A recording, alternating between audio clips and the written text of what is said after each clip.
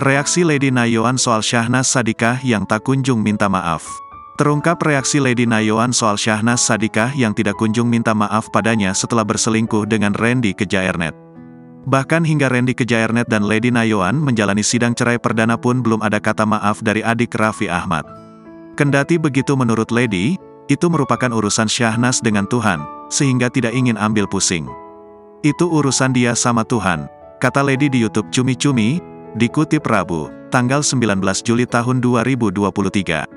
Tapi kalau banyak yang tanya sama saya, pihak sana minta maaf enggak secara internal sama saya? Tidak ada sama sekali, jelasnya. Di kesempatan yang sama, Lady Nayoan juga enggan membahas rasa kecewa karena Syahnaz masih belum mengucap maaf padanya. Ia hanya kembali menegaskan bahwa tidak akan mempersoalkan ada atau tidaknya permintaan maaf dari istri JJ Govinda. Sebagai informasi, Lady Nayoan memang sempat membongkar perselingkuhan suaminya dengan Syahnaz Sadiqah. Dalam media sosialnya, ibu 3 anak ini mengatakan Randy Kejaernet sudah mengkhianatinya selama 1 tahun. Bahkan, artis FTV tersebut sampai nekat membuat tato besar berwajah Syahnaz di punggungnya. Perselingkuhan itu pun sontak saja langsung merusak rumah tangga Lady Nayoan yang sudah berusia 9 tahun. Dia pun kemudian menggugat cerai sang suami.